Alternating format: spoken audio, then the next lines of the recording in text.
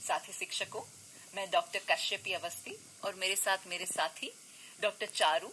आज हम दोनों आप सभी के साथ छात्र अधिगम में सुधार हेतु अकादमिक नेतृत्व पर चर्चा। तो कहाँ से शुरू करें?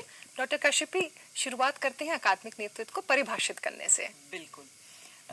अकादमिक नेतृत्व से तात्पर्य विद्यालय प्रमुख के उस ज्ञान, कौशल एवं अभिवृत्ति से है जो कि वह अपने विद्यालय की शिक्षण अधिगम प्रक्रियाओं में छात्र अधिगम की वृद्धि के लक्ष्य को ध्यान में रखते हुए सकारात्मक बदलाव लाता है।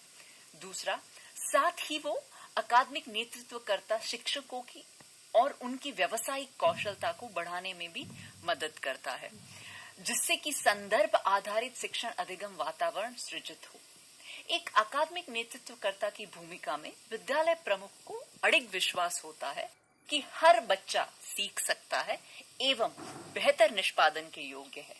वह यह भी विश्वास रखता है कि शिक्षक अपनी शिक्षण, अभ्यास, ज्ञान और कौशल में अभिवृद्धि भी कर सकते हैं। एक कुशल अकादमिक नेतृत्वकर्ता विद्यालय में हो रहे शिक्षण अभ्यास एवं शिक्षण अधिगम प्रक्रिया का सहयोगात्मक निरीक्षण भी करता है। हम सभी जानते हैं कि प्राथमिक और उच्च प्राथमिक विद्यालयों में विद्यालय प्रमुख शिक्षण कार्यों में भी स्वयं संलग्न होते हैं। ऐसे में वे अध्यापक और विद्यालय प्रमुख दोनों की भूमिका निभाते हैं।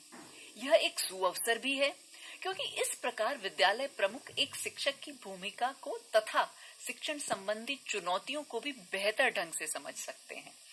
इस दोहरी भूमिका में रहते हुए एक विद्यालय प्रमुख छात्रों की विविध पृष्ठभूमि और अलग अलग अधिगम संबंधी आवश्यकताओं को भी समझ पाते हैं। डॉक्टर चारू, आप भी अपनी राय बताएं, छात्र अधिगम को ये अभिवृद्धि के लिए और क्या क्या किया जा सकता है एक अकादमिक नेतृत्वकर्ता के रूप में? जी, मैं आपसे सहमत हूं डॉक्टर कश्यपी।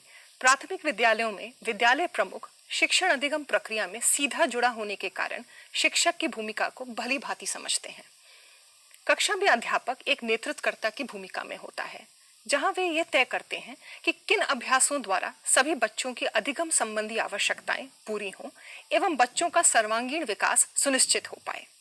वे छात्रों के प्रति उत्तरदायी होते हैं।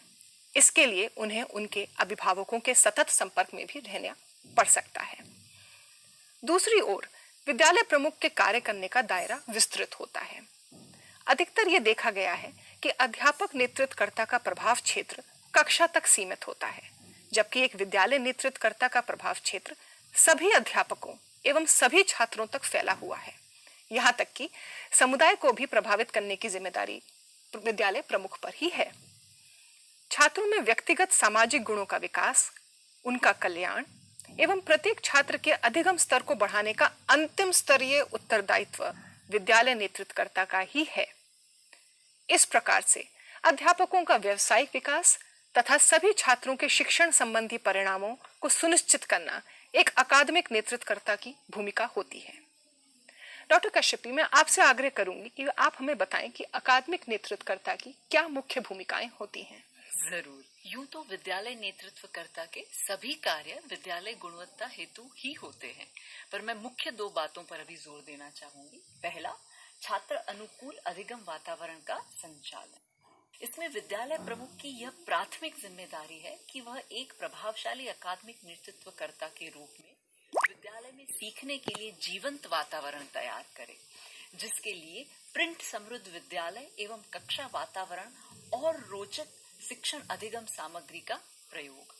दूसरा, इसके अतिरिक्त स्वयं के साथ साथ शिक्षकों के सूचना और संचार प्रौद्योगिकी कौशल को विकसित करना, पाठ्य पुस्तकों से परे जाकर बच्चों को प्रकृति और बाहरी दुनिया से जोड़ना, बाल केंद्रित शिक्षण प्रक्रिया तैयार करना, अभिभावकों और समुदाय के साथ संवाद बनाए रखना आदि अनेकों तरीके हो सकते हैं जिससे बच्चों का अधिगम एवं सर्वांगीण विकास हो सके।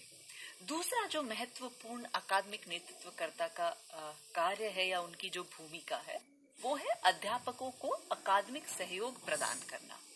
अकादमिक नेतृत्वकर्ता की भूमिका केवल भौतिक संबंध सुविधाएं उपलब्ध करवाने से सीमित नहीं है, अपितु अध्यापकों को छात्रों की भावनात्मक, संज्ञात्मक और भाषिक विविधता के कारण उत्पन्न होने वाली समस्याओं के संदर्भ में अकादमिक सहयोग प्रदान करना भी है। इसके अलावा बच्चों के अधिगम संबंधी दक्षताओं को सुदृढ़ करने के लिए विद्यालय प्रमुख को अध्यापकों को सहयोग कर अभिभावकों और विद्यालय के बीच की दूरियों को कम करने की भूमिका निभानी भी होती है। इस तरह विभिन्न तरीकों से विद्यालय नेतृत्वकर्ता अध्यापकों को अकादमिक सहयोग प्रदान कर सकता है। आई थिंक मुझे लगता है कि बहुत सारे ऐसे अकादमिक नेतृत्वकर्ता के कार्य हैं। मैंने 2 पर एक प्रकाश डाला है, क्यों ना आप और 2 पर प्रकाश डालें तो हमारे साथी शिक्षकों को एक पूरा भान हो जाएगा कि अकादमिक नेतृत्वकर्ता के नाते वो क्या क्या कर सकते हैं। डॉक्टर कश्यपी, आपने 2 बहुत ही महत्वपूर्ण भूमिकाओं के बारे में बताया। तीसरी भूमिका लेते हैं अध्यापकों का प्रशिक्षण यानी कि कोचिंग एवं सलाह, मेंटरिंग। अध्यापकों का प्रशिक्षण एवं सलाह ये दोनों ही अकादमिक नेतृत्वकर्ता के महत्वपूर्ण विशेषज्ञता लिए हुए कौशल माने जाते हैं। विद्यालय प्रमुख इन दोनों कौशलों का प्रयोग कक्षा में ऑन साइट सहयोग अथवा कक्षा के बाद आपसी संवाद एवं परिचर्चा के दौरान कर सकते हैं। ऐसा पाया गया है कि ये दोनों ही कौशल समय के साथ विकसित किए जा सकते हैं, जिसके लिए विद्यालय प्रमुख अध्यापकों के साथ एक विश्वासपूर्ण माहौल का निर्माण करते हैं और आपसी संवाद कायम करते हैं। विद्यालय प्रमुख और अध्यापकों के बीच संवाद का उद्देश्य अध्यापकों की व्यावसायिक योग्यता को सशक्त करना होता है। इस प्रक्रिया में विद्यालय प्रमुख के भी ज्ञान, कौशल और अभिवृत्ति का विकास होता है। अकादमिक नेतृत्वकर्ता के द्वारा अध्यापकों का प्रशिक्षण एवं सलाह छात्रों के अधिगम पर सकारात्मक प्रभाव डालता है। आइए देखते हैं चौथी भूमिका क्या है। साथ ही अध्यापकों के साथ मिलकर विद्यालय शैक्षणिक दिनदर्शिका यानी कि कैलेंडर का निर्माण।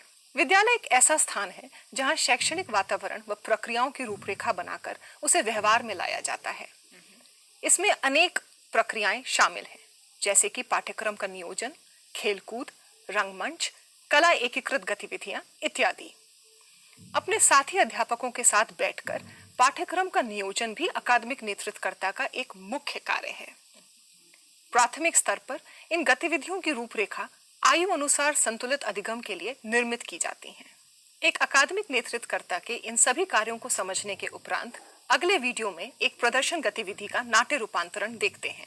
डॉक्टर कश्यपी एक विद्यालय प्रमुख की भूमिका निभाएंगी और मैं एक अध्यापिका की भूमिका निभाऊंगी।